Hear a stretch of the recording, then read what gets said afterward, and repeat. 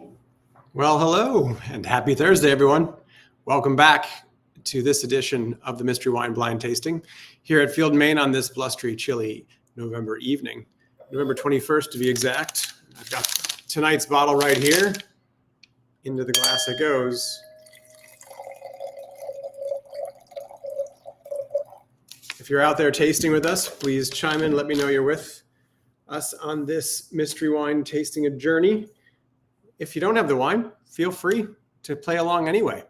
We'll be telling you a little bit about the appearance of the wine, the nose of the wine, the taste of the wine, and in many cases in the past, participants without the wine can still really play the game fairly well. So if you don't have the wine and want to join in, feel free to do so. We're happy to have any and all join us on this experience. Quite a unique, distinctive nose. Well, that's great. So looks like a couple people are just chiming in, joining in,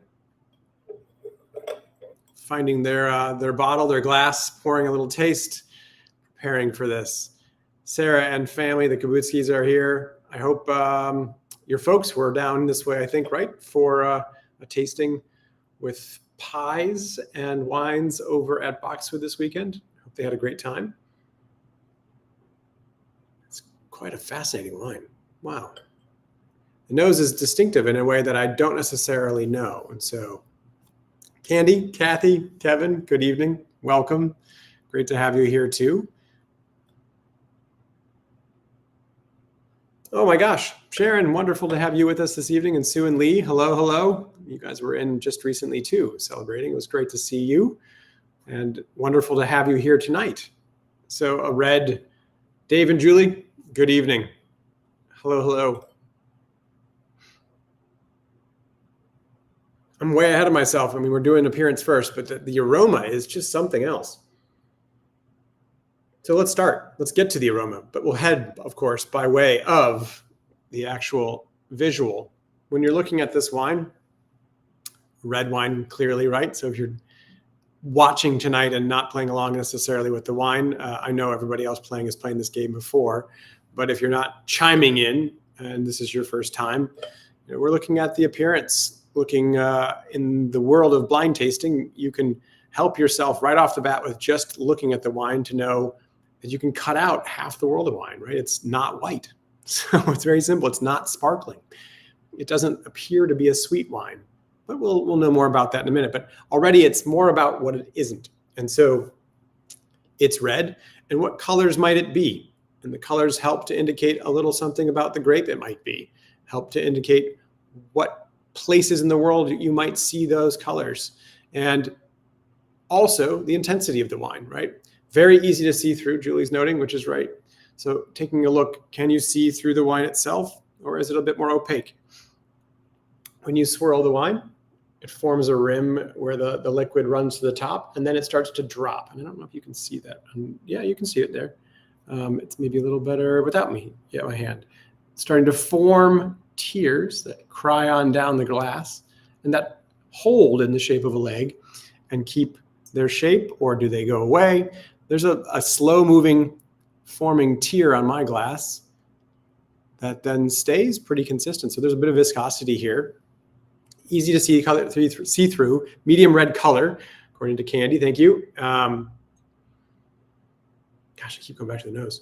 The medium red color, easy to see through, pepper, cherries, dark fruit aroma. Yeah, way ahead of the visuals. I agree, but it's just jumping out the glass. Like there's some times where we need moments, minutes, tens of minutes before wine really starts to reveal its character.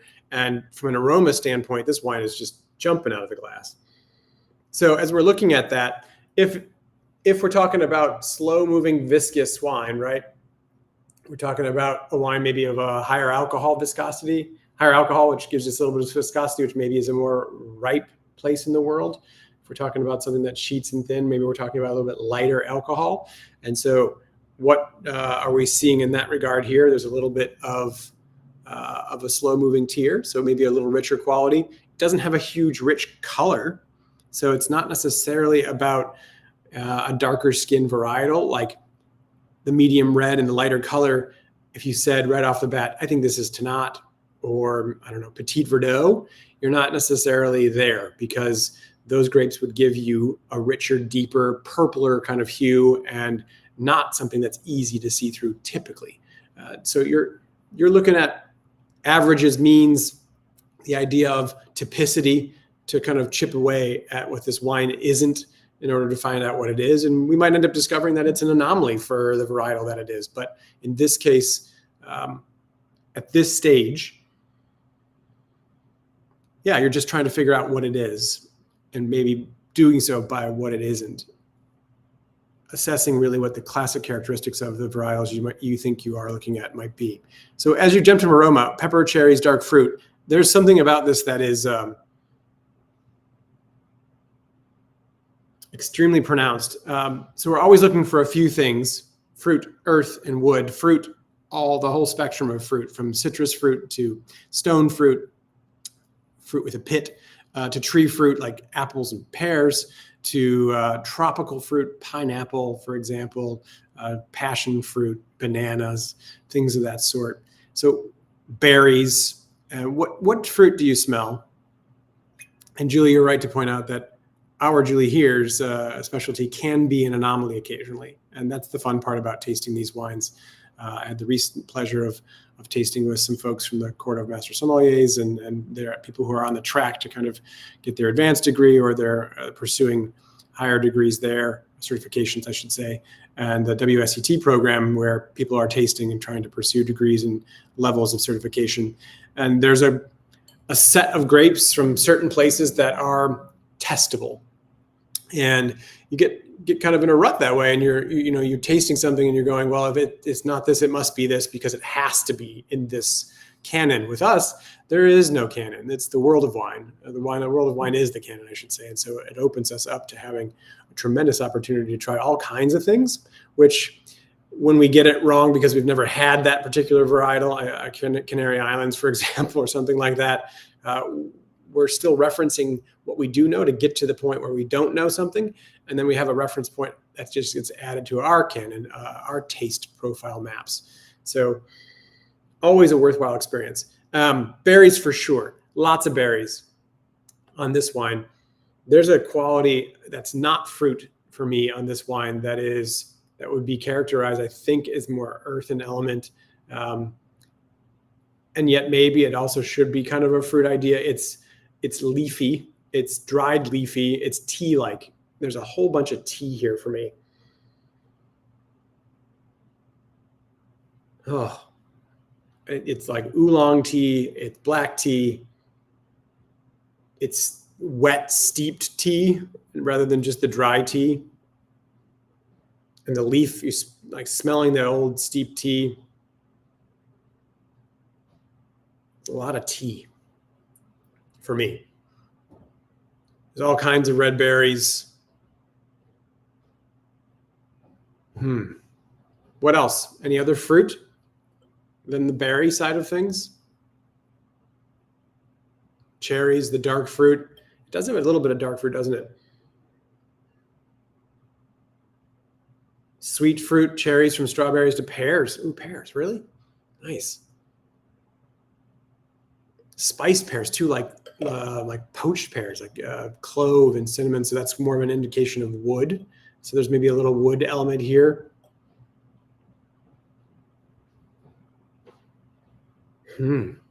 It's a fascinating wine, right? The nose is just very compelling and very intriguing. And I don't have exactly a read on where we might go.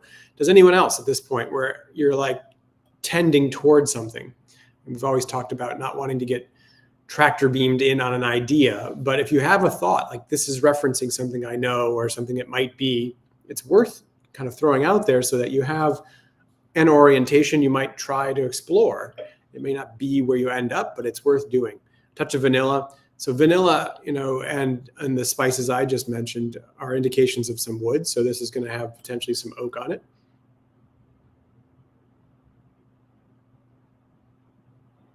Yeah. Candied fruit, spice candied fruit. France. Yeah, I think Sharon, there's a Gamay, cool call. So there's a quality about this that seems, and I know we've sort of talked about this before, venturing away from the idea of old versus new. So maybe we just say there's sort of a European context to this wine that would be impressed, surprised, shocked kind of to find, say, in South America or North America. Same thing probably goes for South Africa and for Australia. This seems more in the vein of European wine. True Gamays, yeah, cool. So Gamay, absolutely an opportunity to look at Gamay. Color kind of matches, right? The cherry note. I think potential varietals, right? Just consideration. Sangiovese, Nebbiolo, Gamay, Pinot Noir. These are all lighter profiled wines that you would see through. Yeah. Zweigelt, we've tried before, right? Saint Laurent from Austria.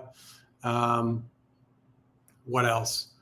Dolcetto, I think, would be a little bit richer, but maybe a lighter Barbera. Thinking my way around Italy, for example. What else would we have? Spain. There could be Garnacha, right? Grenache. All right, let's taste this wine and see where it takes us. This wine is redolent with fruit. It has a little earthy note, and it has wood characteristics for sure in the way of spices.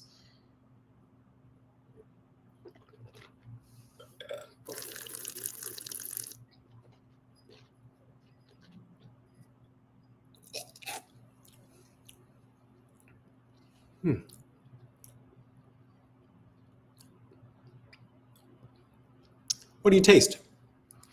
And by taste, looking at tastes first, as opposed to aromas and flavors, is it a very robust wine with a lot of tannin? Is it a lighter bodied wine with lower tannin? Is it a lighter bodied wine with lots of tannin? Where's the acidity at? Is this skim milk, 2% milk, or whole milk? It's a little stemmy. Strawberry, graphite, cool. So earthy elements, a little bit of fruit element here for sure.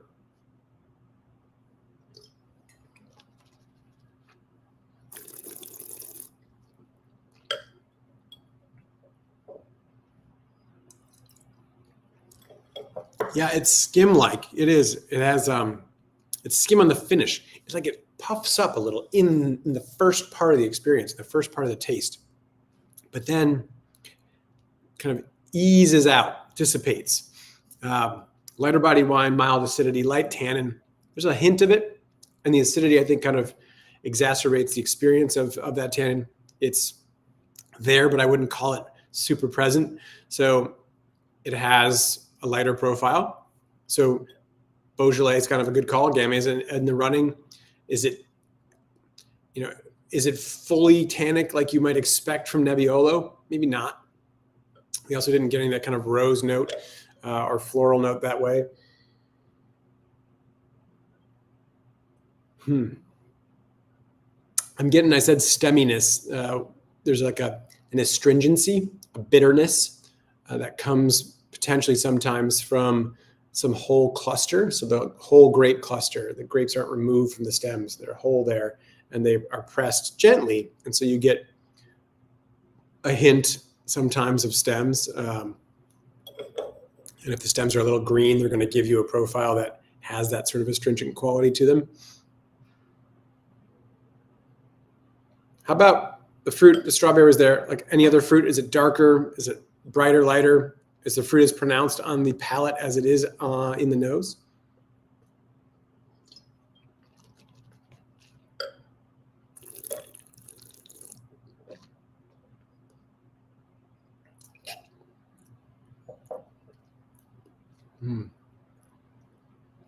There's a fruit quality to the front too, right? But it is more about, there's like a hint of fruit that lingers toward the back of the finish. And it kind of is strawberry-like, a little cherry-like. But there's that acidity and that slight tannin toward the finish, a little bit of earthiness there, candy too. I agree. I don't know. I'm stuck on this. So I'm tractor bean. You guys can break me out of it. But there's a quality of that tea, that astringent, like over steeped tea. That's kind of where I keep coming back to.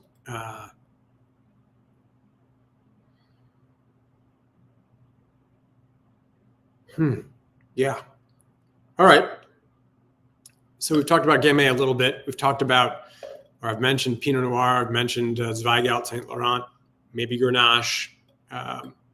Any other varietals that we think we should consider? Is this like Corvina, for example, from Italy, Valpolicella?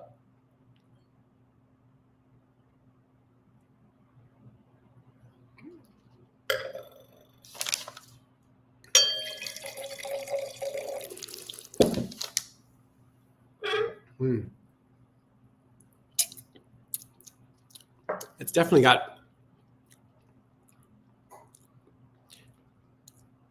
a very fascinating lightness of character that then has some depth. Like there's a pillowy kind of oh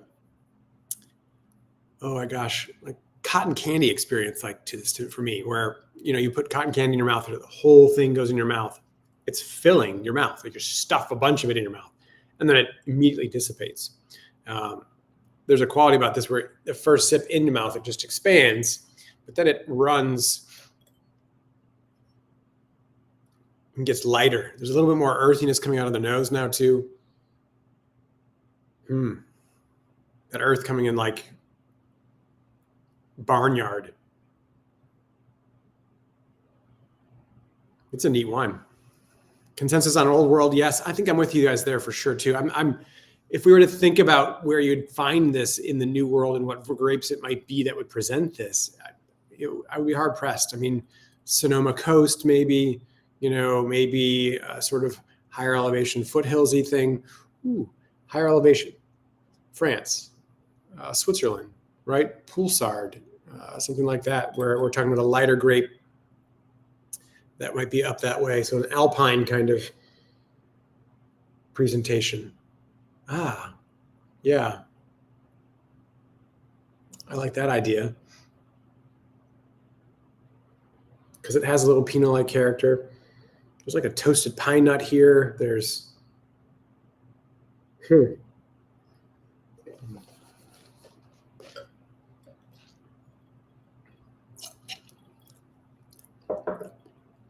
bright acidity, freshness in the fruit, but not a lot of fruit and not overdone, right? It's not ample sunshine that's just like making these grapes burst. And there's a steeliness, a coolness underneath the fruit expression.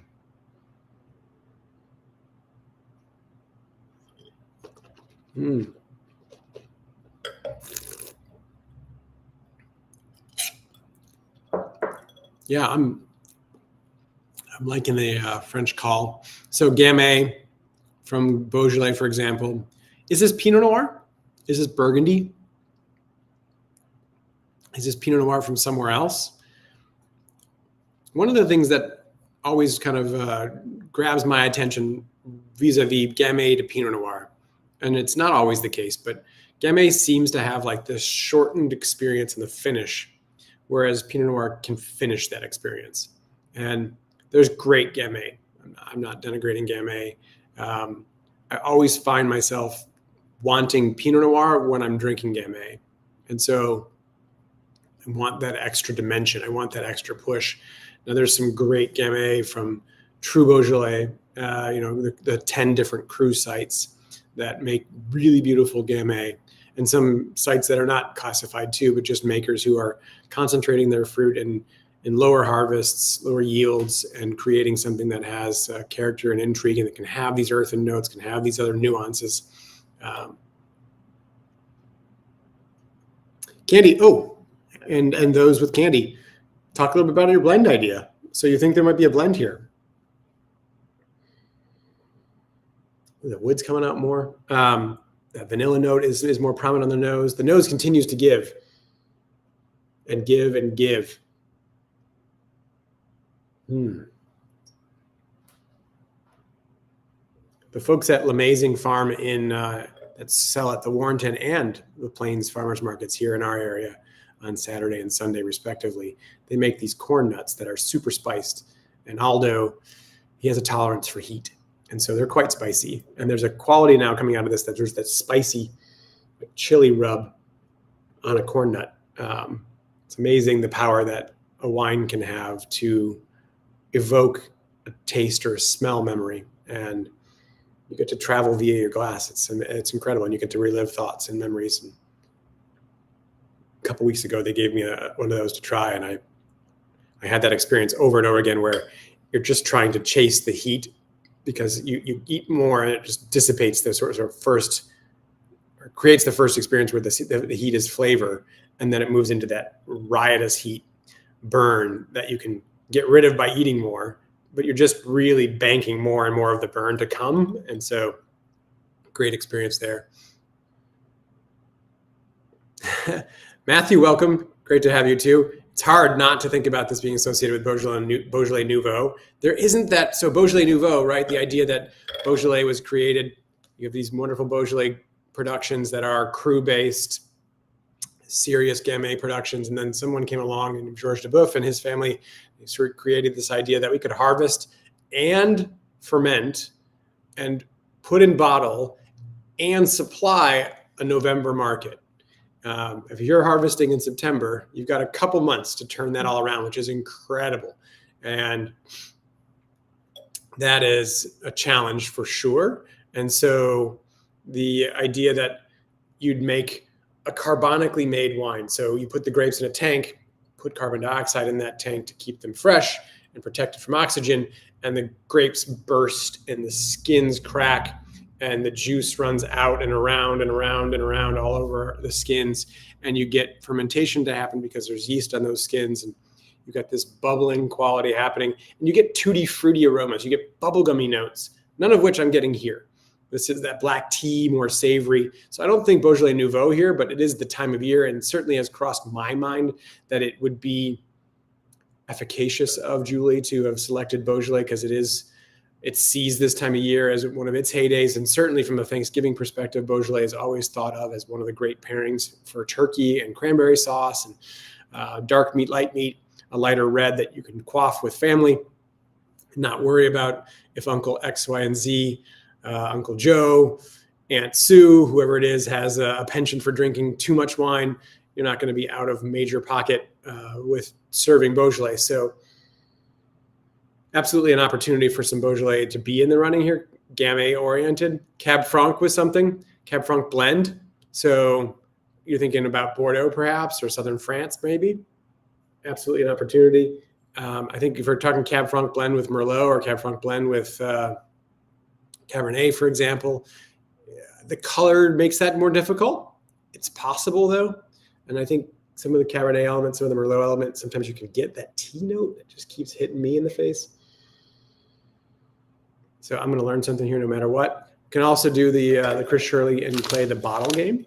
And it's not a Bordeaux bottle. It's a slope-sided bottle. And so more likely to be Pinot Noir or Gamay or Poulsard, for example. Poulsard Pinot Noir, blend from Alpine regions in France, and the Jura, up in that realm. Valdegui, oh wow, cool. Cab Sauv mix something, yeah, Candy. I think there's a chance of that here. It's just on the lighter side of the spectrum, and so it'd be a very interesting Cabernet Sauvignon that has not the weight or texture, be abnormal, which we established is absolutely in the running and possible. So, all right. I think most of us are fairly comfortable with the idea of France, right? And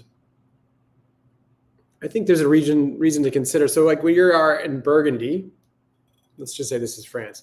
You're in Burgundy, and you go south a little bit, technically Gamay country, Beaujolais is in Burgundy. And then you go south a little bit more and you're in the Rhone. And so you've got Pinot Noir, Gamay, Grenache, Syrah, Mourvedre, Claret, Cinsault, Carignan. I mean, Could be a little bit of a blend too. I don't know that it is that.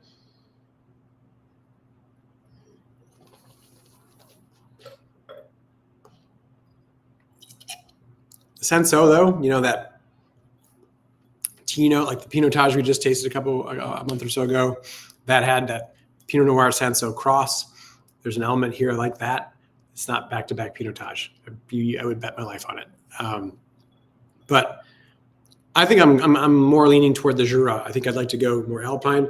I think those of you that are comfortable with Gamay should stay there too, because I think that's probably a good call. And there's a time of year reference point that would help to make that a good story. So if we're wanting story as much as we're wanting wine, and I always am wanting equal amounts of story to go with the wine, I think the Gamay would be a great call. So where do you want to go? Where are you planting your flags? Just this herbal, garrigue, Ricola kind of quality, like you see somebody like blowing into that horn, Ricola, and it's got this herbal, concentrated, bitter sugar, burnt sugar element, the vanilla, the spice, a little bit of red fruit. Ricola original. Anybody else picking that up?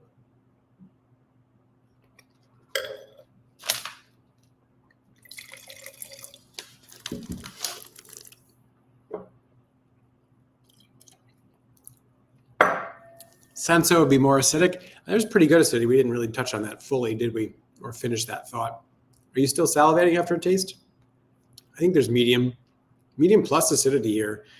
We talked about it relative to the tannin. We didn't really kind of circle back and finish the acidity idea or the full assessment. It's like a skim milk wine that has high, medium plus acidity, lower tannin, but the tannin kind of latches onto the ride of the acidity.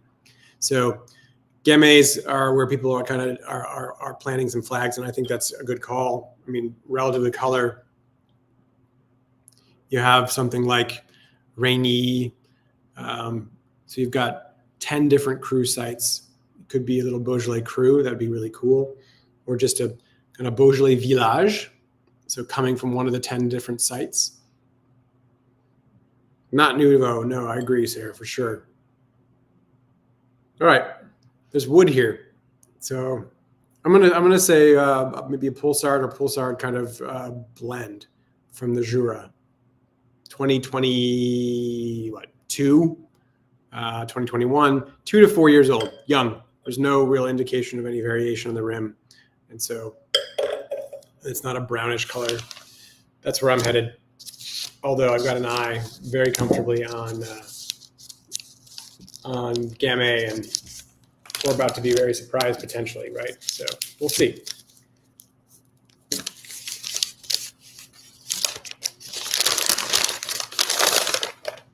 Oh, awesome, guys. Really great. 100% Gamay. 2022. Vin de France, La Savane. So where is this from? Julien Session. So maybe this is outside of Beaujolais. It's not classified as Beaujolais. That's very cool wine. Vin de France. If someone has a moment and is looking, can look this up.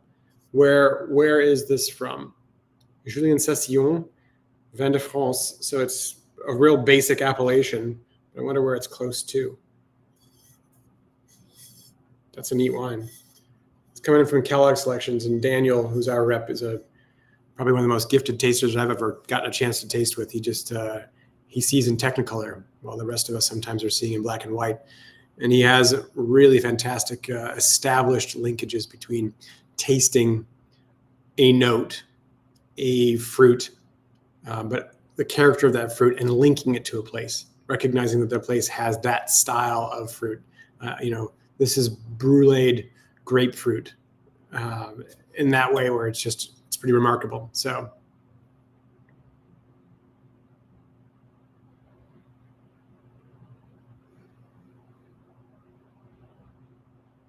Sharon, you're doing your happy dance, and that's fantastic. Yes, Matthew, you get partial credit. It's Gamay. It's Gamay from France. Like, this is what it is. This is where we work well together, where most people are saying this is what I think it is. And I like sometimes to be counterculture, and I ventured off a little bit further afield, but I was still in France. Gamay is a great call. It has those elements. It has some elements that are not prototypical Beaujolais, but it is absolutely Gamay from France. And so keep that happy dance going. You nailed it. You get full credit. Matthew, you said it sounded like Beaujolais. It's not the Nouveau, but Beaujolais nevertheless.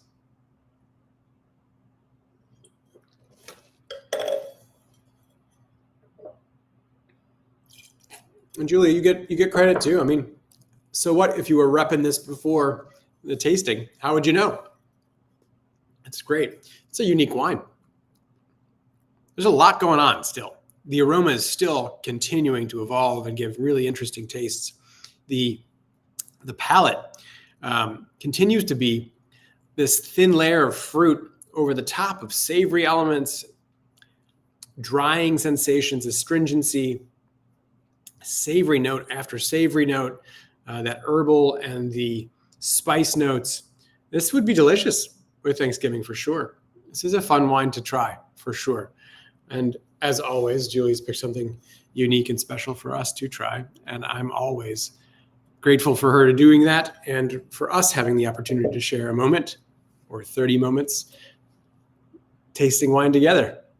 I look forward to the next time in December.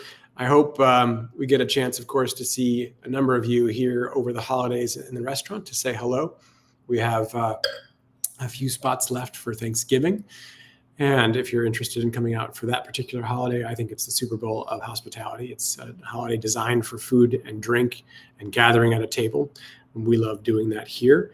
If not that day, then another day throughout the holidays. And we have our last food and wine event, dinner and seminar series, drawing on our experience traveling through Bordeaux this past June. Julie and I will kind of put together a fantastic seminar.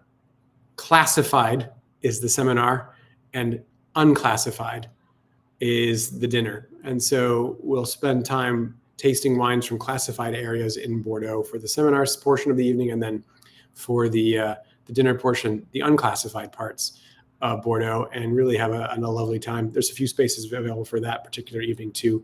That's on the 10th, I think. No, I have the date wrong. It's in the middle of December. And regardless of whether you're joining us for one of those times or at the next tasting and the third Thursday of December, I look forward to seeing you and hope you're well until then. Cheers. Super fun.